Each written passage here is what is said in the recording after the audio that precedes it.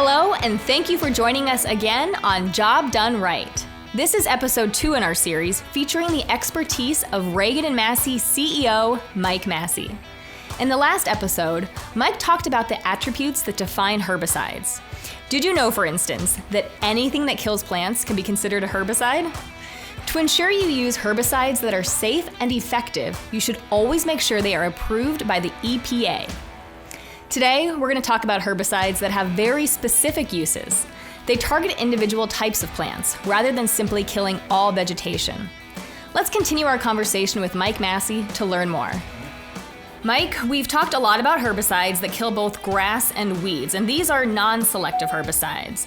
But there are other types that are selective. Would you tell us a little bit about those? Selective herbicides only kill particular plants. A good example is a lawn weed killer. Lawn weed killer, Compare and Save Lawn Quick Weed Killer is our product. It kills what we call broadleaf plants. Broadleaf plants are things like dandelions. It kills those things in lawns and in grasses. Another product that we sell is a selective herbicide, and it's called brush tox. And brush tox is designed to kill woody type weeds and brush. It doesn't kill grass either. So those are selective type herbicides. You also have herbicides that are intended to be used only in certain areas, like aquatic herbicides are only to be used in lakes and ponds. So it's a matter of being sure to know what you have and that you read and follow the label.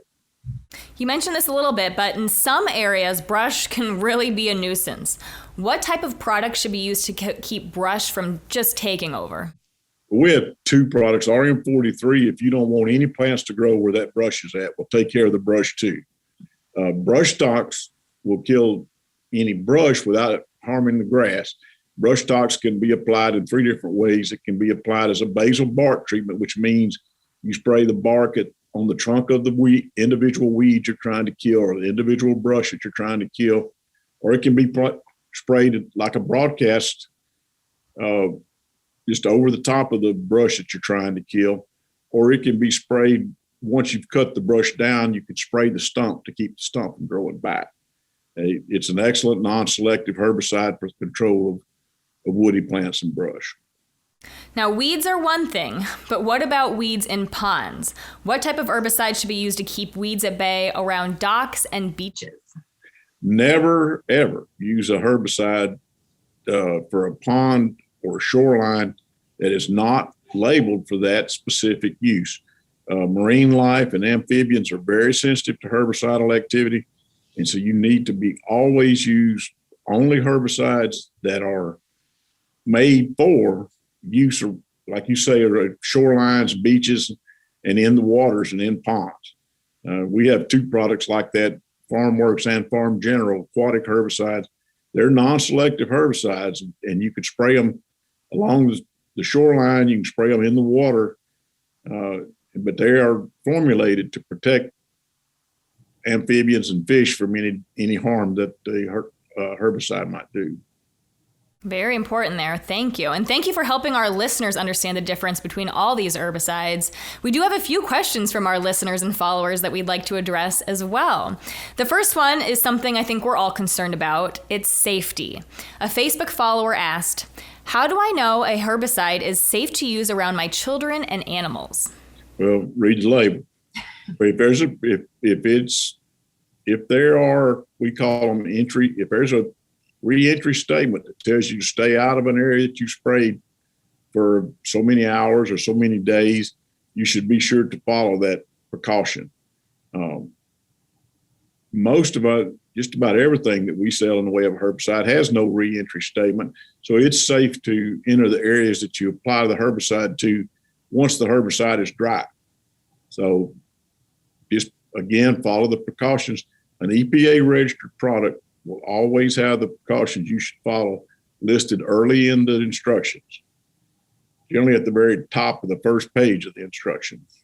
Okay, that's good to know. We do have one more question. It's actually a combination of several questions, but our followers want to know, what's the best advice for getting rid of hard to control weeds and brush, like privet, kudzu, and poison ivy?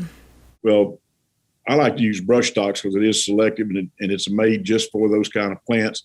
Privet is a persistent weed we see all over the southern United States, and I have to fight that on my own property. And what I do is a basal bark treatment with 1 part brush stocks and 4 part diesel, and I spray it about a 12 or 15 inch swath on the trunk of the individual privet plants I'm trying to kill. And in 4 to 5 weeks, depending on how fast the plant's growing, it'll kill the privet. Kudzu is a horrible problem, and poison ivy is a horrible problem all over the South, and poison ivy all over the country.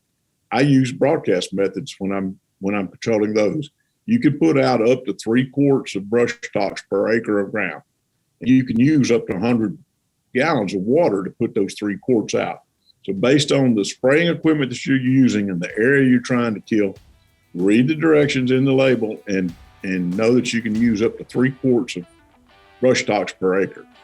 Well, thank you so much for all those informative answers and for letting us know what you personally do on your own lawn.